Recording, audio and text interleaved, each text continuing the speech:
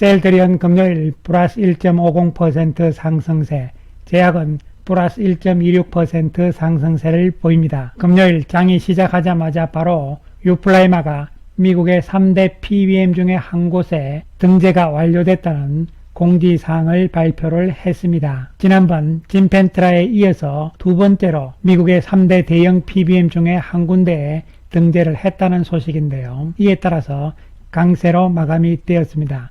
외국인들은 112억의 매수, 기관 투자가들은 20억의 매수를 보였습니다. 지난 월요일 진펜트라 때보다는 상승폭이 작은 것이고요. 또한 거래량의 증가 현상도 나타나지 않고 있는 상황입니다. 한편 제약도 상승세를 보여주면서 바닥을 다져나가고 있는 모습입니다. 외국인들은 6억의 매수, 기관들은 6억의 매도를 보였습니다. 따라서 오늘 이 시간에는 회사에서 이야기한 유플라이마의 미국 PBM 등재 이야기에 세 가지 중요한 의미가 있습니다. 이 부분들을 우리가 자세히 살펴보면서 시장에서는 지난번 진펜트라, 이번에 유플라이마, 미국의 PBM 쪽의 등재에 대해서 앞으로 어떠한 평가들이 나올 것인지에 대해서도 이야기를 해보기로 하겠습니다.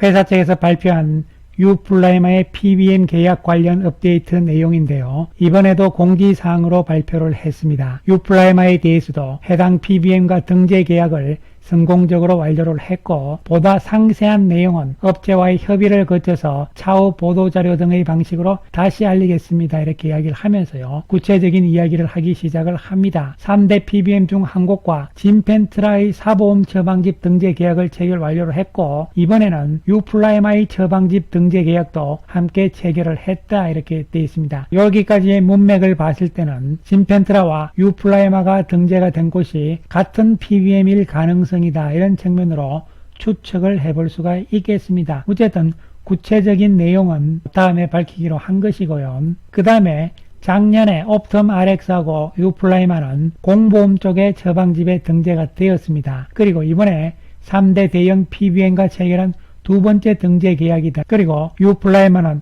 이 두 곳의 PBM을 통해서만 미국 보험시장에서 약 50%에 달하는 커버리지를 확보한 것으로 판단하고 있다, 이렇게 이야기를 했습니다. 이러한 문맥 내용들을 봤을 때는요, 옵텀 RX는 아니다, 이렇게 볼 수 있습니다. 옵텀 RX가 3위 업체니까요. 그렇다면은 이번에 유플라이마 그리고 지난번에 진펜트라가 등재가 된 곳은 1위 업체 아니면은 2위 업체다, 이렇게 우리가 추정을 해볼 수가 있겠습니다. 그 다음에 셀트리온은 이번 계약이 가지는 의미를 크게 세 가지로 보고 있다, 이렇게 밝혔는데요. 첫 번째 내용부터 구체적으로 살펴보겠는데요. 이 첫 번째 내용이 상당히 중요하다, 이렇게 볼 수 있는 것이죠. 내용의 핵심은 이중 가격 정책이다. 즉, 공보험 시장에서는 높은 도매 가격 제품을 공급을 하고, 사보험 시장에서는 낮은 도매 가격 제품을 공급을 하면서 양쪽 시장에서 모두 수익성을 극대화할 수 있는 가격 구조를 마련했다, 이런 측면이 중요한 것이죠. 이 부분에 대해서는 지난 영상에서 한번 말씀을 드린 바가 있는 것이죠. 투트랙 전략이라고 말씀을 드렸습니다. 그 다음에 중요한 내용이 나옵니다. 25년부터 미국에서는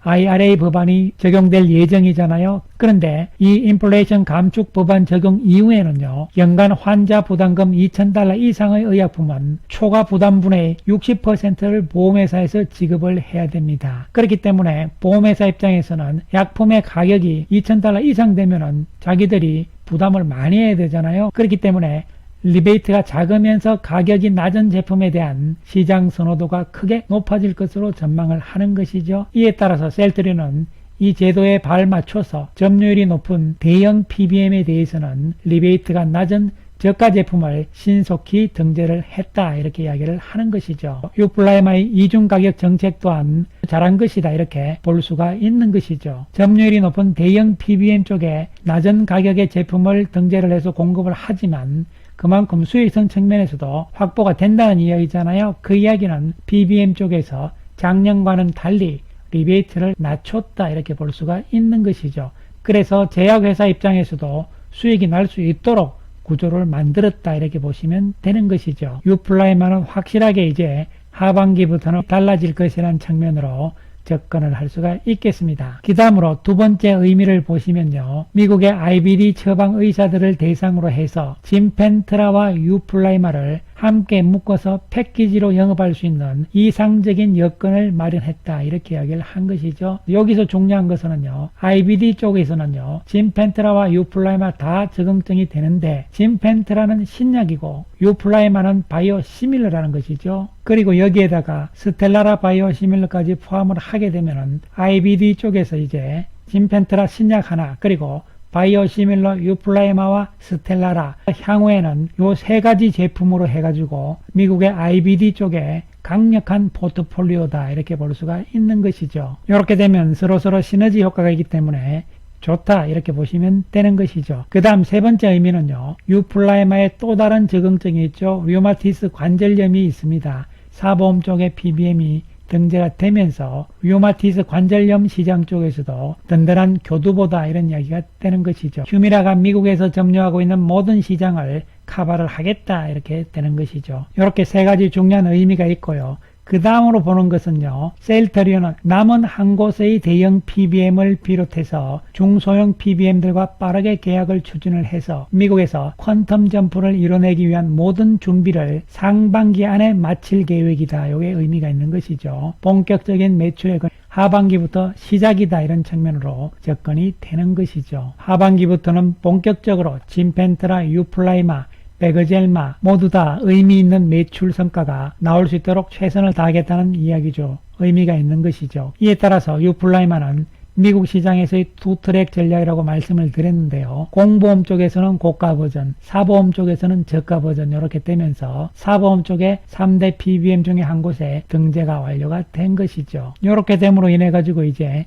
사보험 시장 쪽에서 짐펜트라가 한 군데 등재가 됐고 요것하고 이번에 유플라이마가 등재된 곳하고는 같은 곳일 가능성이고요. 그 다음에 작년에 계약했던 공보험 쪽의 유플라이마의 옵텀 RX 쪽은 아니라고 본다면은 1위 업체인 케어마크 그리고 2위 업체인 익스프레스 스크립트 요 둘 중에 한 군데에서 짐펜트라와 유플라이마를 다 이번에 등재 계약을 했다 이렇게 보시면 되는 것이죠. 회사 측의 공지 내용에서 힌트를 잡을 수 있는 것은요. 50% 정도의 시장이라고 이야기를 했으니까요. 만약에 1등 업체인 케어마크라면은 옵텀하고 합쳤을 때 숫자적으로 56%가 되니까 50% 이상이라고 표현을 했겠죠. 그렇지 않고 50% 수준이라고 이야기를 했기 때문에 아마도 2위 업체인 익스프레스 스크립트가 아닐까 하는 추정을 그냥 해보는 것이죠. 더 중요한 것은 실제적인 처방 수량이 어느 만큼 나오느냐 이것이 더 중요한 것이죠. 어쨌든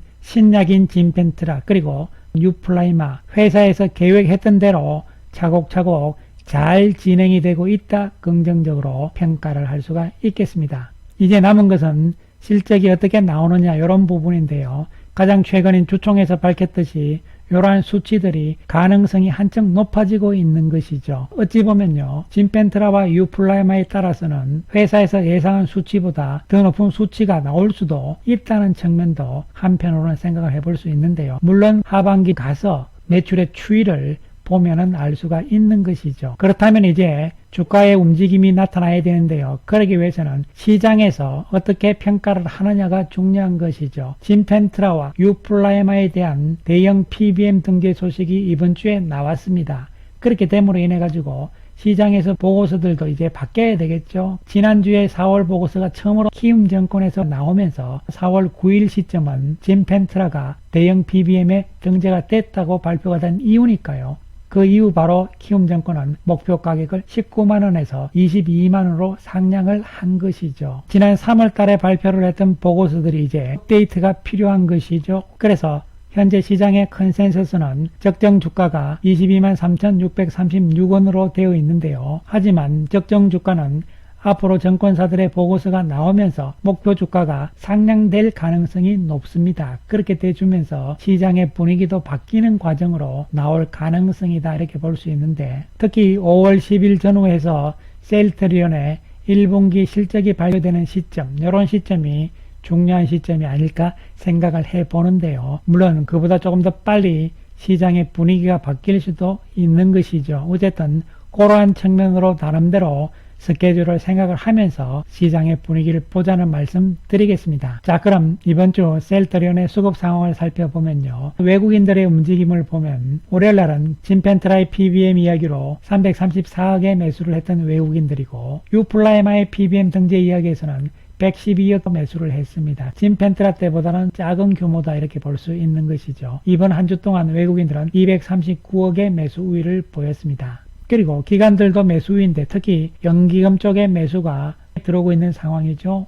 외국인들보다 많은 연기금의 매수가 이번 주 있었던 것이죠. 수급적인 측면에서는 긍정적으로 볼 수가 있는 것이죠. 그렇다 해서 수급이 강력하게 좋다 이런 것은 아직은 아니다 이렇게 볼 수 있겠습니다. 월별로 봤을 때는 4월 현재 외국인들은 241억의 매도 우위입니다. 장기적인 성격의 외국인들의 움직임이 어떻게 변화가 나올 것이냐, 그 시점이 언제쯤 될 것이냐는 두고 보자 이렇게 말씀을 드리겠습니다. 그러한 수급 변화 시점이 그렇게 멀지는 않았을 것이란 측면이죠.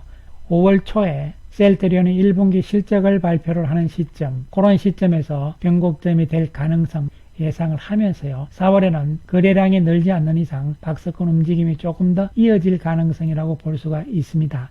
그래서 이제 진펜트라와 유플라이마가 미국에서 교두보 모든 준비가 다 끝난 상태다 이렇게 볼 수가 있는 것이고요. 본격적인 매출이 숫자로서 나오는 시점이 눈앞에 다가왔다 이런 측면에서 접근을 할 수가 있겠습니다.